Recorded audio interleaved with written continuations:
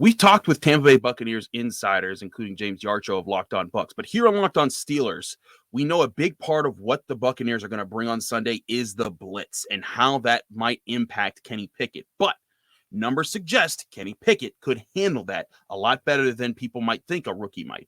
We'll talk about that, all our predictions for week 6 in the NFL, as well as our final score predictions for Steelers Buccaneers this weekend. I'm Chris Carter of Locked On Steelers, joined today by Jenna Harner of Channel 11 WPXI. It's going to be a fun Friday episode of Locked On Steelers. Let's get into it. You are Locked On Steelers, your daily Pittsburgh Steelers podcast, part of the Locked On Podcast Network. Your team every day.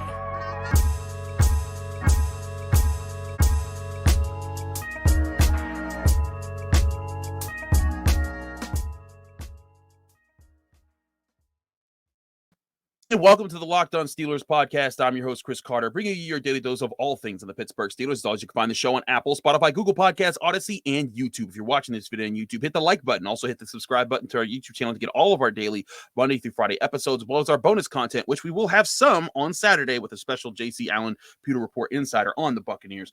But before we get to that, we got Jenna Harner today. But also, today's episode is brought to you by LinkedIn. LinkedIn Jobs helps you find the candidates that you want to talk to faster for your job. Post your job for free at linkedin.com/LockedOnNFL. As I said, we got Jenna Harner back on the show. Jenna, we missed you last week, but we're glad that you're back this week. How you doing?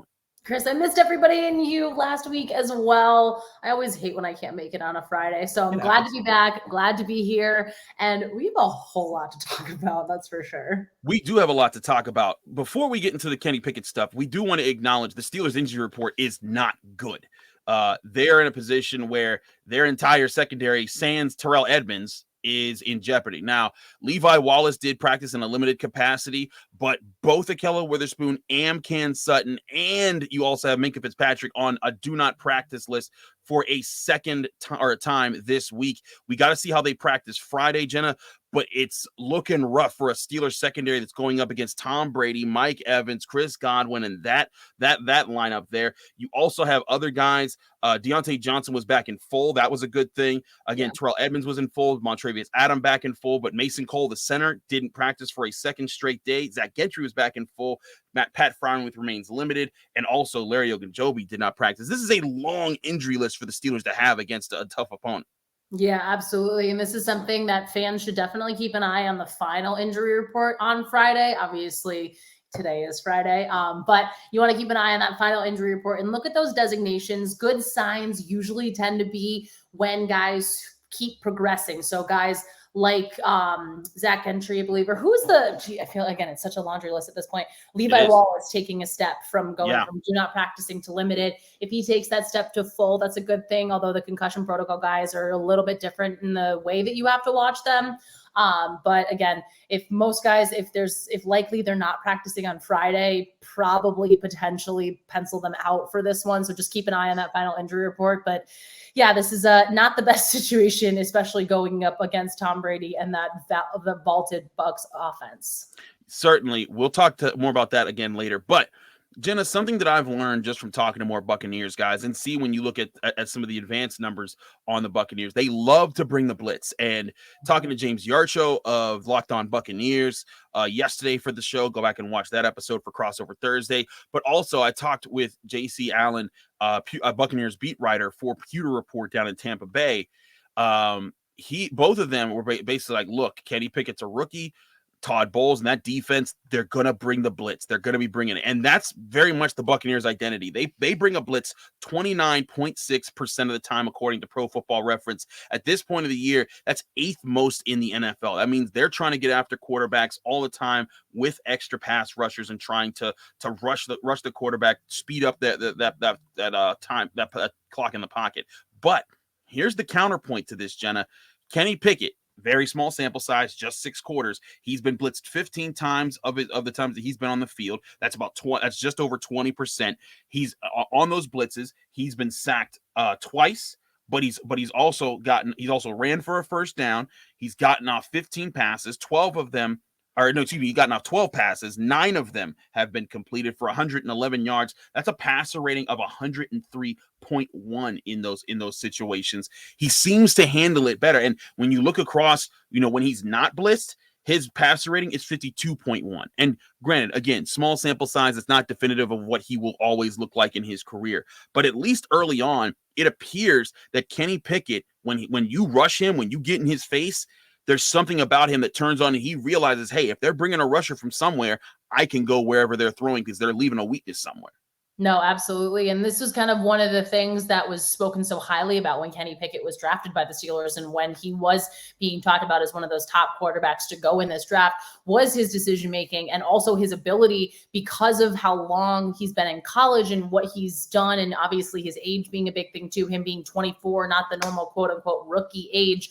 But he just has that second sense where you see him make those quick decisions because he knows, oh, I have to. This is what I have to do. His mobility also is kind of a big factor into this here, where if he, sees that extra passer running, we know how he can roll out. We've seen a lot of that. I mean, again, small sample size, but from what we've seen him find success when he rolls out. And I think this is something that can kind of play into, play well for Kenny Pickett as, he goes and takes on this intense Bucs defense that everybody knows what it is. But at the same time, I mean, I just keep going, and I don't correct me if I'm wrong here on this one, but I keep visualizing the play against the Jets where was it Quinnen or Quincy? I always do this. Quinnen Williams. Quinnen Williams is just like barreling down on Kenny Pickett, and he was like, all right, dunk to Pat Freiermuth as he just takes that massive hit from Williams there. Those are kind of the moments I think we can probably expect to see in this game, obviously depending on what the defense does and how the Steelers have to play in terms of their offense, knowing if they're down, knowing if they're ahead, those types of things. But I think you can see a lot of that from Kenny Pickett, and he's also not afraid to make those decisions too. He will stand in the pocket and he will absorb a hit if he says, hey, I see a guy 22 yards downfield, the blitz is coming at me, I'm just gonna zing it across the field to Pat Freiermuth up the middle, and there it is.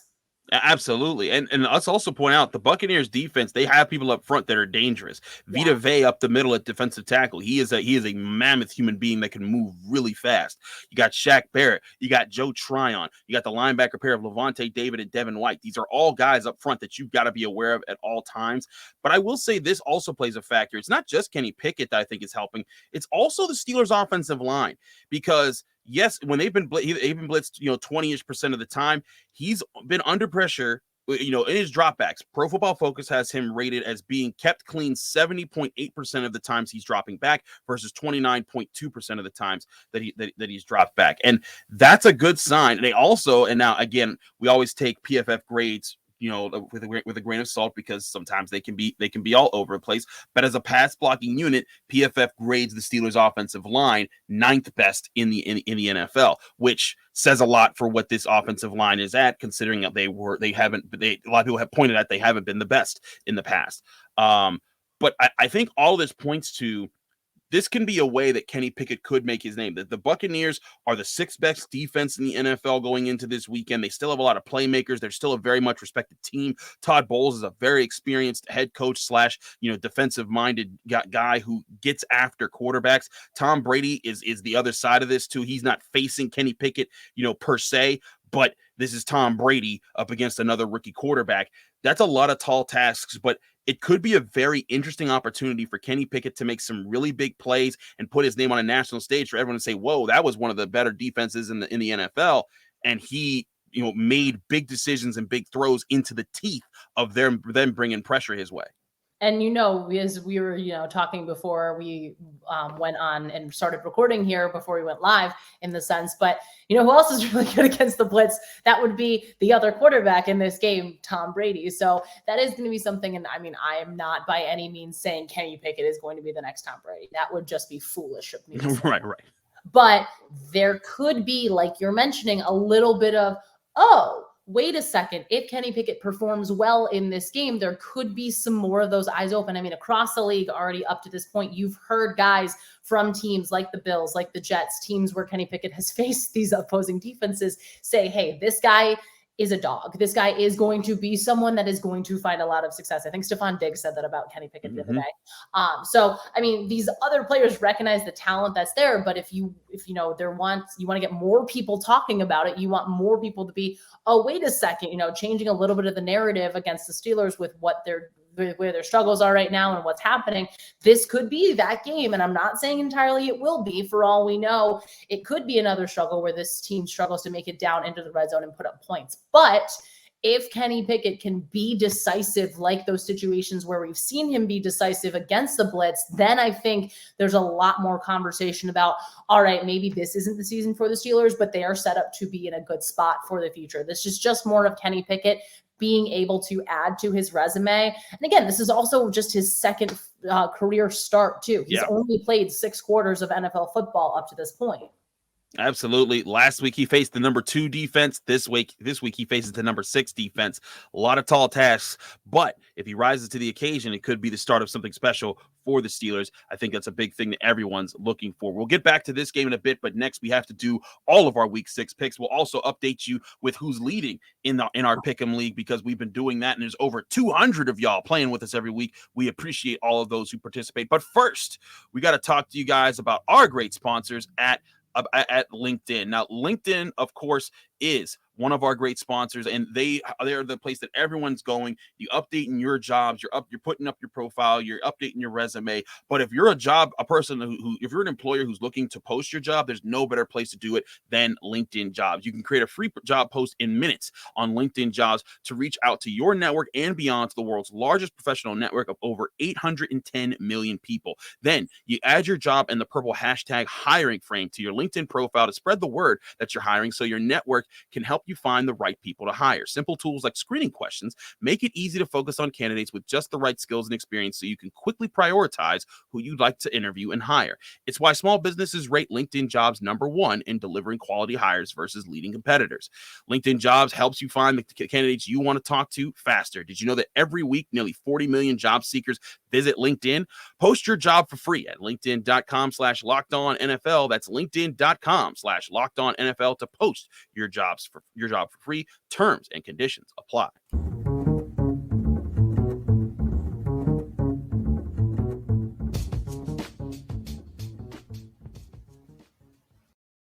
Back here on the Locked On Steelers podcast, I'm Chris Carter. She's Jenna Harner. Jenna, we have to update everyone on the Pick'em League. If you haven't been paying attention, we have a Locked On Steelers Pick'em League on ESPN.com. You can join that at any point in time. It's a public group. We have 221 people in it right now. And I do have to say, Jenna Harner is currently beating me. And it doesn't make me happy as she brushes off her shoulders on camera on the show. Jenna, what's your record right now? It's a slow lead. I won't say it's a big lead. I understand there's a lot of season left to happen. I'm just enjoying where I'm at right now. I am currently tied for 34th place in the league, 44 and 32. I am in the 86.8 percentile, so we're almost cracking the 90 rank. I love it. I hate you. I'm 42 and 36. I hate all of it. I'm in the 78th percentile. I'm ranked 61st, tied for 61st in the league right now. But shout out to the people at the top. We have 3 people tied for second place in I'm a Nah Genius. I get it there. A Nah Genius. Najee by Nature and Gridiron Men all have records of 49 and 30. But number 1 right now is the Yappin' Yinzer, who's been on top a lot this year. He's 50 and 27 right now, ranked right at the top. So he's looking pretty strong. Very, very good stuff right here so far. We'll see how that picks up though, because I'm picking up. I had a good week last week that's picked me up from a slow start. We're getting things going. So let's get into everything. Of course, we can't do Thursday night football because that happened before we recorded this, because we're recording this on a Thursday for the Friday show. But we will get into the rest of the picks here. Sunday, we start with 1 o'clock. Niners at Falcons. 3-2 Niners at 2-3 Falcons. The Falcons have been more competitive than people gave them credit for.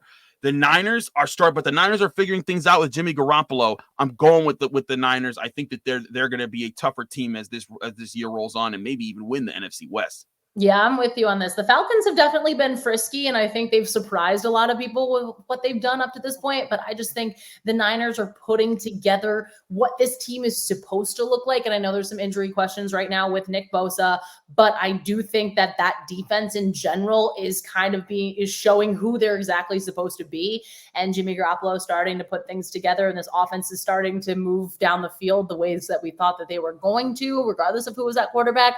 I'm going the Niners in this one too. Deebo Samuel definitely seeing some action there too. Patriots at Browns, 2-2-3 teams, both looking to kind of prove themselves. The Patriots, though, with Bailey Zappi at quarterback, have still been putting up some offensive numbers. The Browns, and with Jacoby Brissett, they lost control of things they were starting to look like they were in control of the AFC North. They fell off a little bit. They're sitting at 2-3. I'm going with the Patriots, though. I think Bill Belichick coming into town with Bailey Zappi has got something for these guys. I think the Browns are a little messed up right now. They haven't been playing as in sync, and I think the Patriots are going to catch them napping. But what say you, Jenna? Well, this is our first difference already. I love All right. it. I'm going with the Browns just because all they need to do, and this is just me getting on my soapbox, all they have to do is run the ball. If they run the ball against the Falcons, you win that game. You have Nick Chubb. You have Kareem Hunt. Why aren't you using them to your advantage more? I agree. Anyway, I'm going with the Browns because I think that they're going to say, we're going to go back to what we know has brought us success. They want to snap their little bit of a losing skid here. I'm going the Browns in this one. I also Bailey Zappi is confusing. Both of these teams are confusing, but yeah, I'm going Browns. I feel you there. Jets 3-2 at Packers 3-2. It's the Brett Favre Bowl because that's where he went to for like half a season after he left the Packers. But the Jets have surprised people. They're 3-2. They have a winning record. Everyone's like, whoa, what's going on there? But I think this is the week that all that ends. I think Aaron Rodgers crushes these guys. They're in Lambeau. They're going to be comfortable. I think the Packers put a whooping on these guys. But what say you? Yeah, I mean, we know how the Packers usually respond after a game they shouldn't lose, aka to the New York Football Giants. Can you tell? Can you see? Hello. We got this here. Anyway, so yeah, I think the Packers get back on track this week. I think the Jets too. You have to look at the Dolphins. The Dolphins were playing their third string quarterback, who, honest to God, I had not heard of prior to him going into the game last week. Neither had I. When Teddy Bridgewater was out. So I think that this should be a game the Packers win, but I do think the Jets make things interesting. Okay, there's that. Another 1:00, AFC South showdown and a rematch here. The 2-3 Jaguars are up against the 2-1 Colts. Now, if you had told me that the Colts would somehow be back ahead of the Jaguars after the Jaguars in week 2 were able to blow out the Colts and shut them out 24-0, I would have called you a liar. I would have said, you don't know what you're talking about. Get out of my face. That ain't right. You ain't doing what you're supposed to be doing. But here they are, 2-3. The Colts are 2-1. But I think that the Jaguars still get the job done here. Their defensive front is going to be too much of a problem, and they're going to get after these guys. Yeah, it's crazy to think they're playing again. This feels very soon and very out of schedule sync in that way. After watching the Colts on 2 Thursday night footballs ago, because again, this is Friday, I don't see anything. I don't know what this team is. I don't know how on earth that Colts team beat the Kansas City Chiefs. I'll say that much. I'm going with the Jags in this one. I think last week was a little bit of a struggle for them, but I think they get back on the right track against the Colts this week. Absolutely. Here's an interesting matchup. 4-1 Vikings at 3-2 Dolphins. The third string quarterback situation there is rough for the Dolphins. I take it back. This ain't interesting. I'm just picking the Vikings. It's that simple. I'm sorry, the Dolphins. I know they're at home. I know the Vikings will be out of their element and in hot weather and all that. But Kirk Cousins and Justin Jefferson, they're going to figure out a way, and the Vikings are going to get the dub.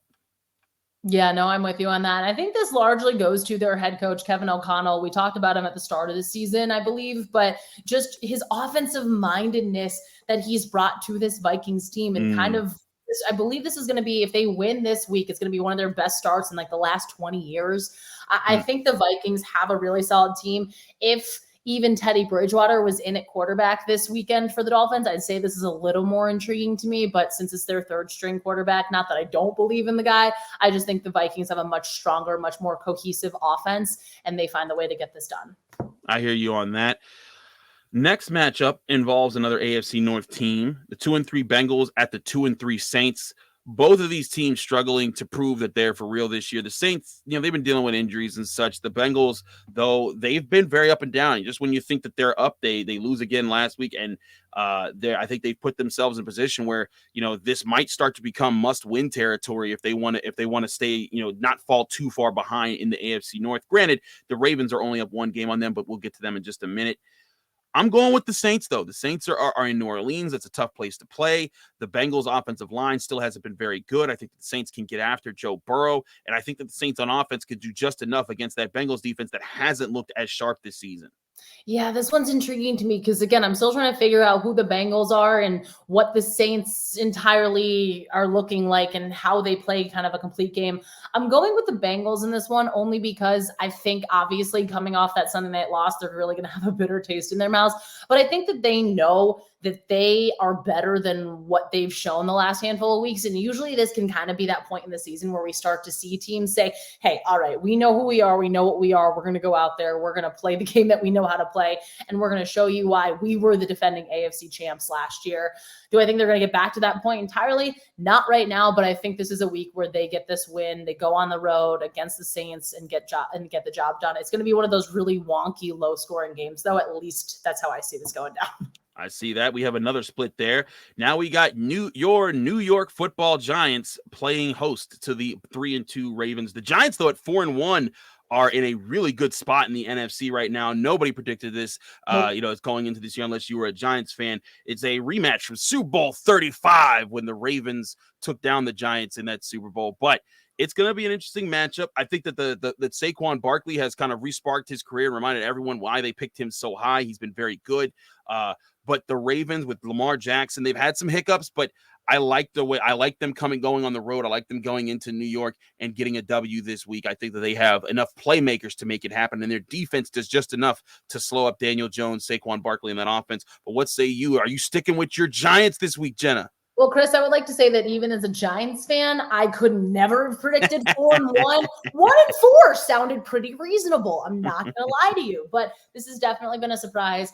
I just look at this. The Ravens are the better team here. Not that the Giants haven't been doing fantastic things. Not that Brian Daboll isn't like the clear front runner for Coach of the Year at this point, just for what he's been able to do with this roster, with the people, with the guys that he has available, and with their willingness to take chances and say, hey, we're not afraid. We're going to make this play here. We're going to do this. They've definitely surprised a lot of people, but I just think the Ravens are too much of a better team.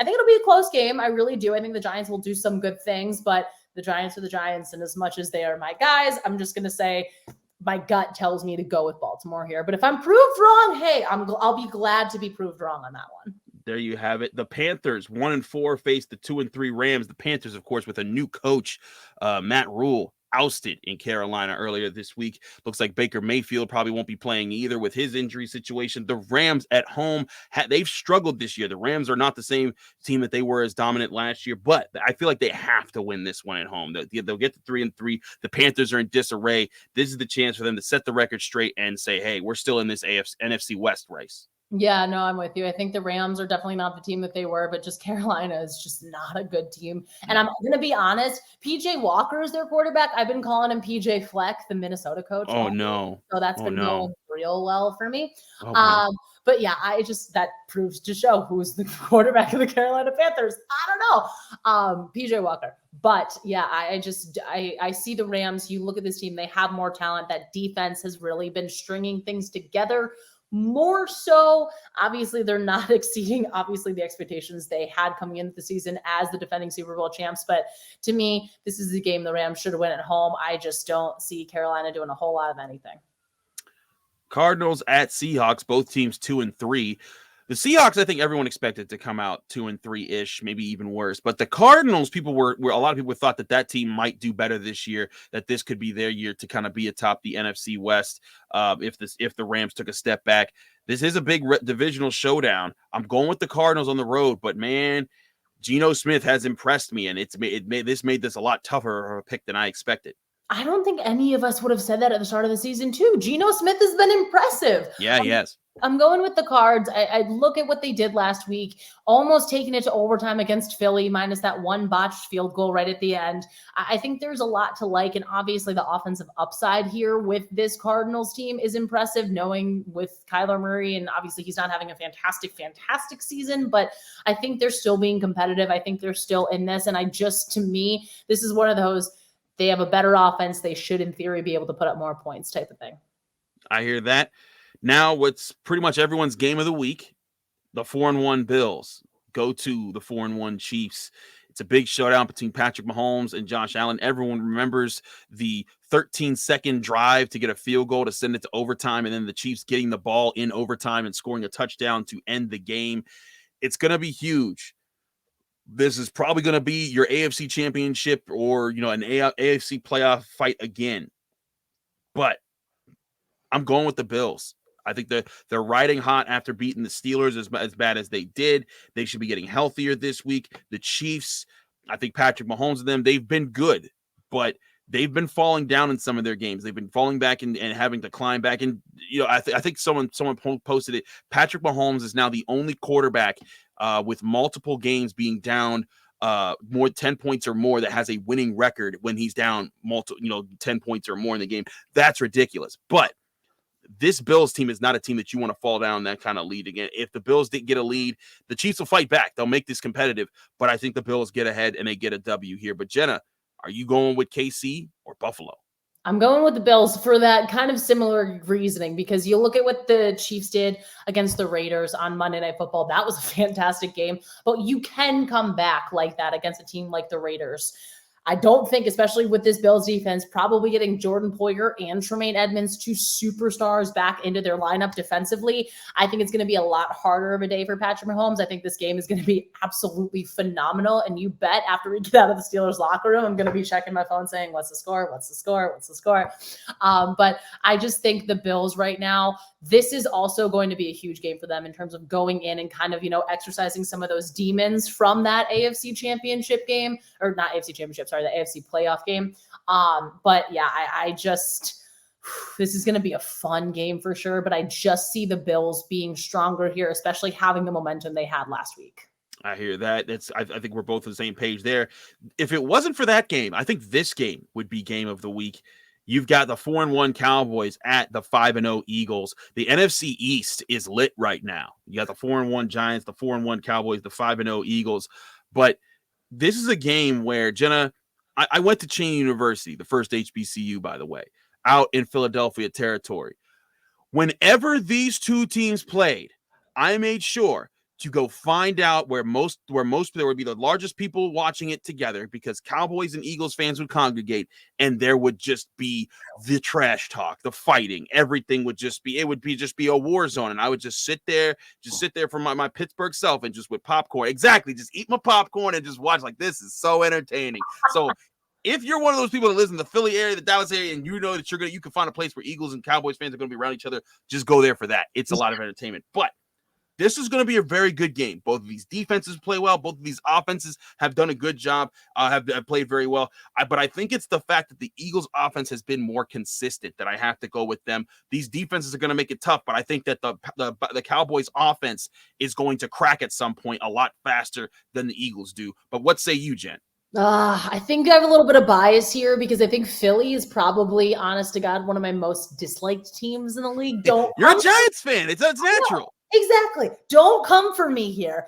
But I'm going with the Cowboys just because I know, even on the road to Philly. One, I'm frustrated with seeing Philly stuff on my TikTok. I don't know why that's definitely become a thing. So I want it to tone down a little bit, where everybody's like, we're the greatest, we're the best. Here's the fan holding a fan and like blowing the Cardinals kicker. I'm like, you know that's not real. You know that's not a real thing. But I'll give some analysis because I have to.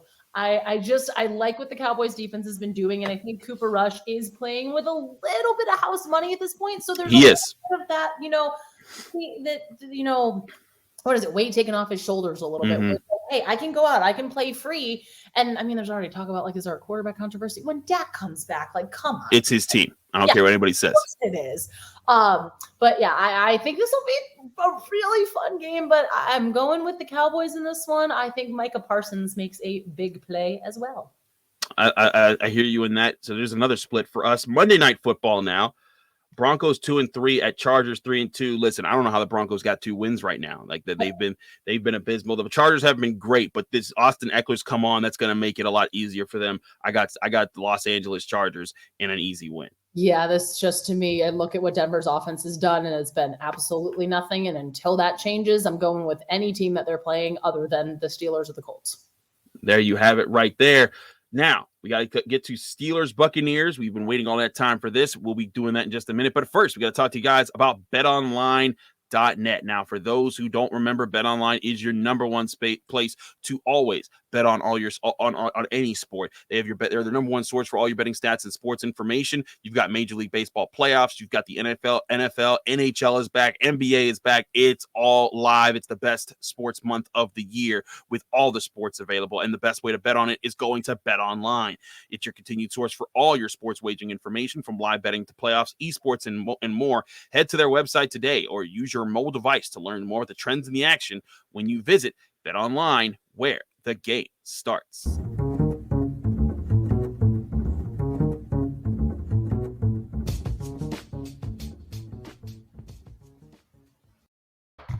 Back here on the Locked On Steelers podcast, I'm Chris Carter. She's Jenna Harner of Channel 11.